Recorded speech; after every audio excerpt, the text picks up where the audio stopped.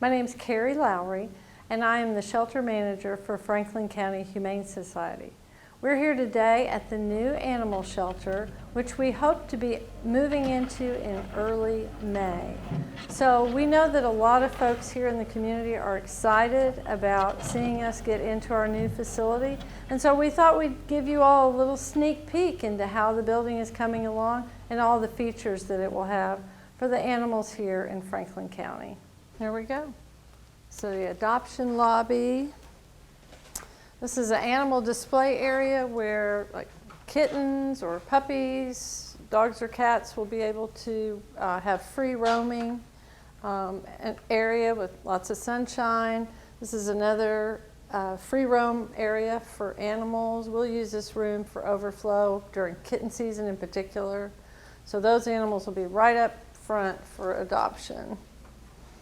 We have adoption counseling rooms, so people will have space to go into and talk with our adoption staff, meet and spend some quiet time with the animals that they're meeting. This corridor leads us down to the dog housing area, so we'll walk down this way first.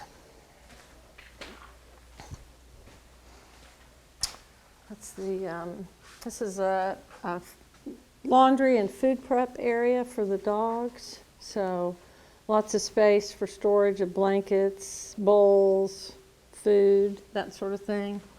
This is one of the dog adoption kennels.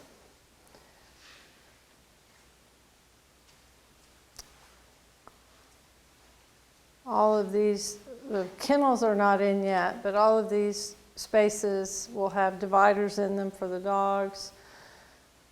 This kennel and the next one will have also a double-sized kennel. So if we have bigger dogs or dogs that want to be housed together, we'll have space for them.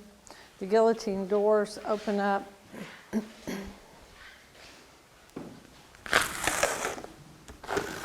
So the outside dog runs. And they'll be on a pulley system that will. All right, we'll keep going. So there are 4 dog kennel areas. They're all pretty much identical. This is another one of our dog kennel areas. In our current building, each building has 19 kennels. So the more dogs you have in a space, the more stressful it is for them. So these are in smaller units. This room and the other one will be dogs that are ready to go, ready for adoption. And each of the kennels has their own yard. And we'll walk outside here in just a second so you guys can see the yards outside. So down this hallway we have 2 more dog kennel spaces, but this leads out to the back dog play yard. We might have to go around the other way. This is another cleaning and food prep area that will serve the 2 dog kennels on that end. So these are our dog yards. We have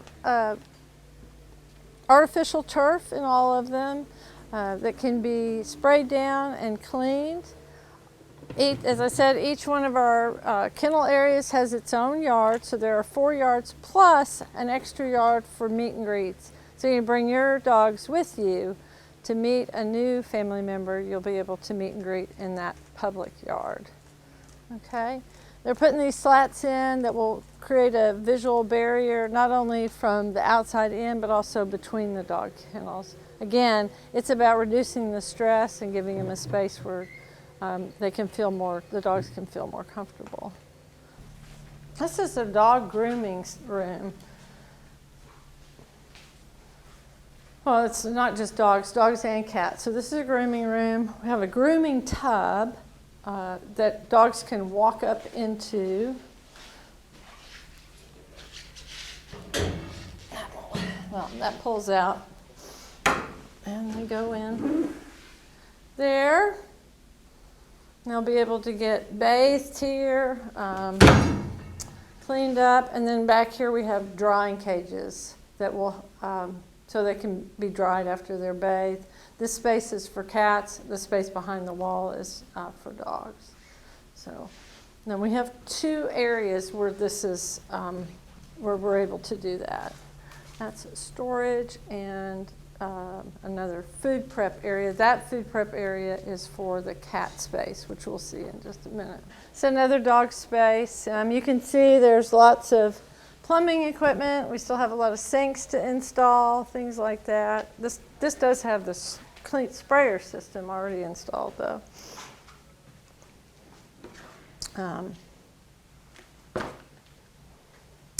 Each one of these spaces also has its own HVAC system. The building is zoned to prevent the spread of disease through the HVAC system. Where we are now, we have 1 furnace, 1 heat pump in each building, and all the air is mixed in all the areas of the building. But here, we'll be able to keep sick animals isolated and separate and not run the risk of exposing the rest of the population. And then these 2 rooms are connected. That's the dog isolation or quarantine space. So when an animal comes into the building, they come in through the intake area. The first place they will go, if it's a dog, is to one of these 2 rooms. And then after they've been vetted, they'll be ready for adoption, and they will go into the adoption space. So we can just walk straight through here.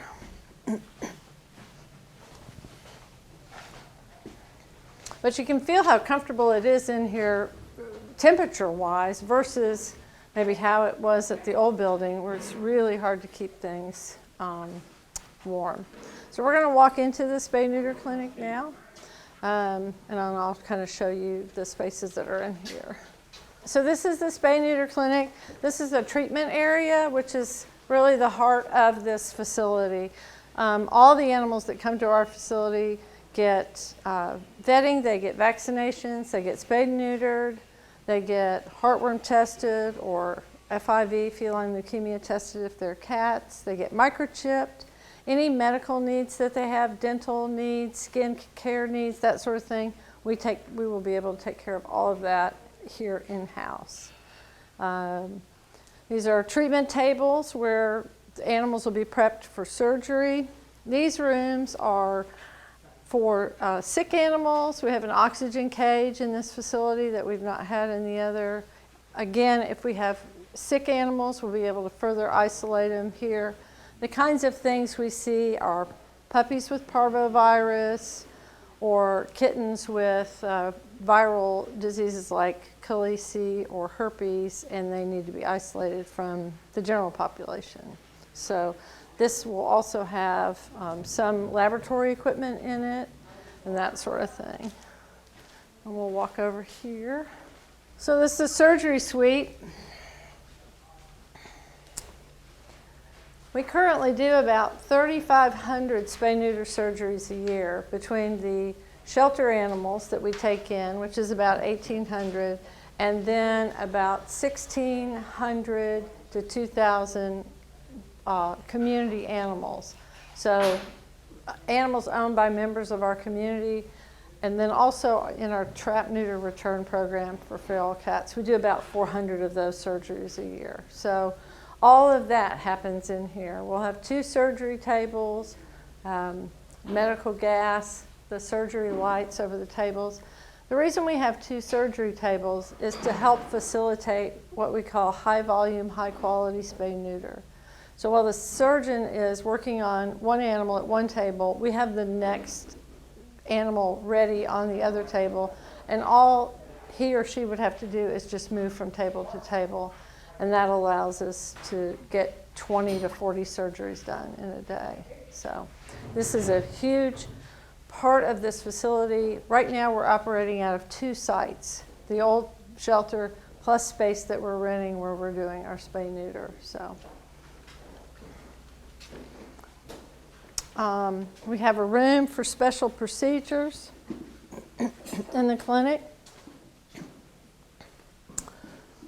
So this is a space where we would be doing dentals. We'd be able to, clean animals' teeth extract diseased teeth. We'll also be able to do ultrasounds in this room. Down the road, as we continue to raise some funding for the facility, we hope to have radiology, X-ray equipment here as well, and that is the room next door is set up for that at some point later on. So when we do trap, neuter, and return, we do between 25 and 40 surgeries in any given day. So this room is dedicated to that programming. There'll be tables set up in here when the cats come in traps. They'll be set up in this room. This is where they will get their pre-anesthesia medication before they go into the treatment area to be prepped for surgery. They'll also, because we keep them at the clinic after the day of the surgery so they can recover overnight before they're released back out into the community. So they'll actually be able to stay in this room and stay housed here as well. So this is a very important room in our facility. And now we're going to move into the cat spaces. Well, this is one of our 2 cat adoption rooms right here. We have 2 of these rooms side by side, identical. Each room has 16 housing units, so there's housing for a minimum of 32 cats right here. And these cages are designed specifically for cats and for sheltering. So they have a place in their housing for litter box, they have a place to sleep, they have a place to eat. They have different levels, which is a very important aspect of enrichment for cats. And then when you walk through here, you'll see the cat free roam room. One of the most important aspects for keeping animals healthy in animal shelters is enrichment. And so this room is dedicated to free space for the cats. There'll be cat trees in here, there'll be cat toys, there'll be cat beds. Cats will be able to roam in this room and interact, and this will also be where potential adopters will be able to really interact with a cat or a kitten that they're very interested in interacting with. And then this is the cat porch.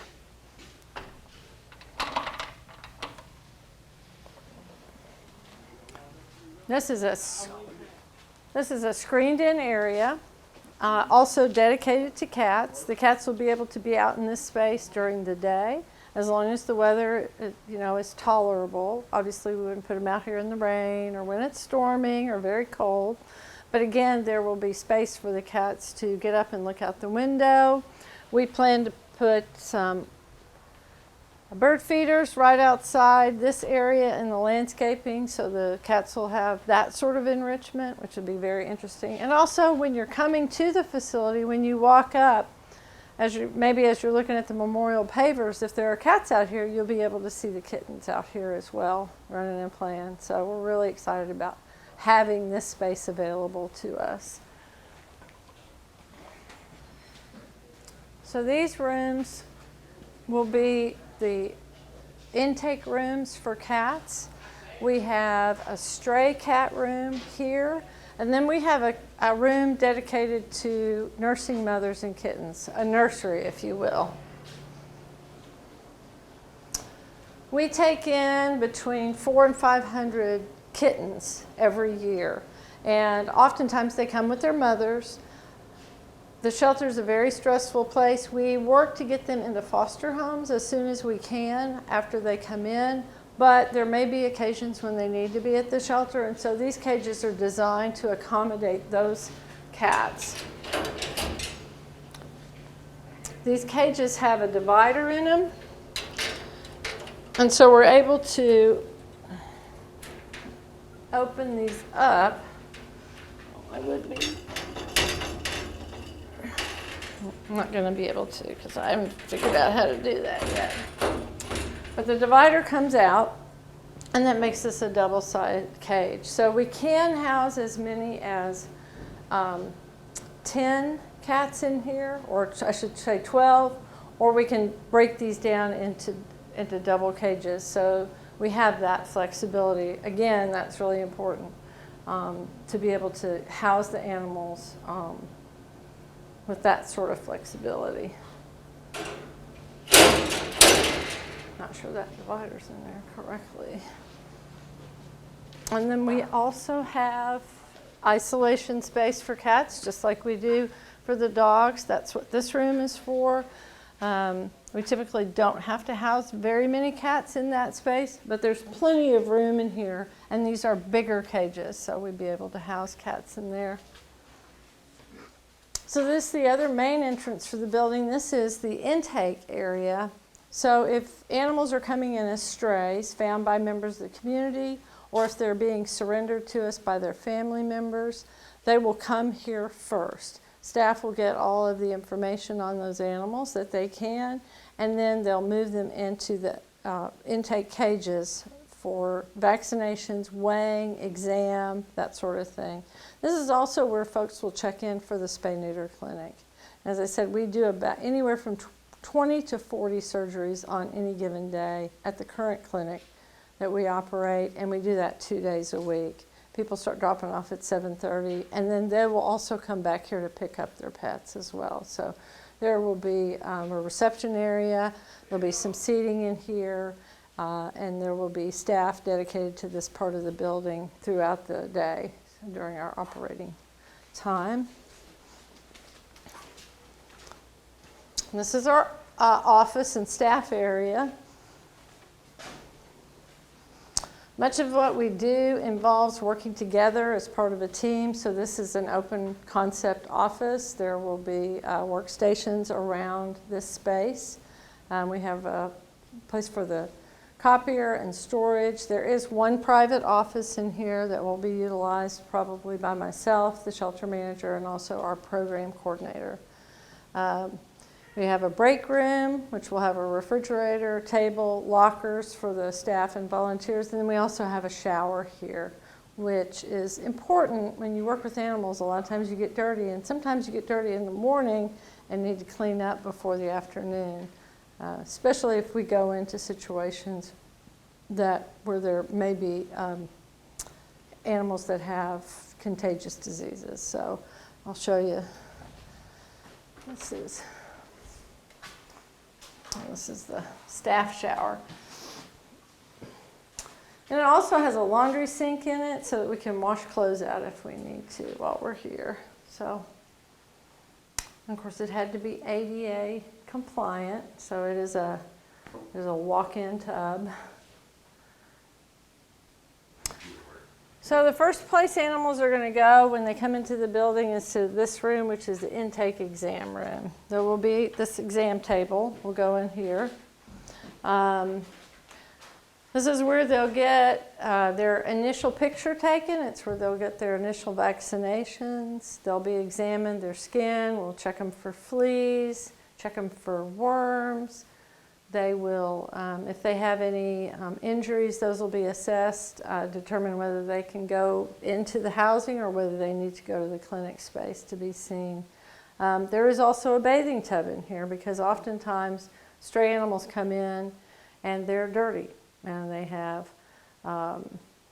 mud, or they are not, they haven't been kept well. Puppies, we always bathe puppies when they come in because they bring in the risk of parvo and they can carry it on their coats. And so that's a really important part of how we're going to manage disease here in this new facility. After they get their intake, they'll go into these holding cages. These cages are only meant for them to be in a short amount of time before they're moved into their regular housing. And so this is a cat room. It just has a small hand sink. They'll have a litter box, food and water, and bedding. There is some open shelving that'll be in here, so they'll have a blanket. They're not just going to be laying on the cold steel. And we can also use this space for overflow if we need to, especially during. And then this is the dog space. The kennels that go into the kennel area, there will actually be 2 of those in here. They're 2 by 4. They're pretty good size space, so a bigger dog could go in here, not have to be put into one of these little cages Same sort of thing, wire shelving to keep towels, pee pads, that sort of thing in here. Then we'll walk back here and I'll show you the animal control area. So we are contracted by the city and county to provide animal control sheltering for Franklin County and the city of Frankfort. So we have space specifically designed to help accommodate that role. Animal control brings in about 20% of our stray animals right now. So we do have a sally port. So this is a space where the animal control truck can pull in. We can close the door and secure it so that animal can't escape. They would back in, so their boxes would be on this side and be able to unload them. This is also the space that the police department, the sheriff's department, and animal control will have access to after hours. They won't have access to the entire building, but they'll be able to bring animals into those intake cages for an overnight stay until staff come in the next morning. What he's looking at is bulk storage. If you've been to the old facility, you've probably seen the bus and also a little white building, which is our food storage building. This space is designed to put all of that, all of our food, all of our bulk storage will go into this area. Right now it's the storage area for the contractors. That door opens out onto the side driveway. So when we get a pallet of cat litter, that can be loaded right through that door and be much easier than what we have to do now. But it's a pretty big space for what we need to do. There's not an inch of wasted space here. And when we designed this building, we designed it based on our actual operations and the areas that we knew we were growing our programming in. It was not designed to be, well, when we get to the new building, we're going to do this, or when we get to the new building, we're going to do this. This is based on our current operations, as well as expanding that programming that supports the community. That's the most important part of our role here in Franklin County. This is the animal control office. I would not, this is not space that the county would use or the city will use yet. So it may be that it's used for some storage right now rather than actually an office.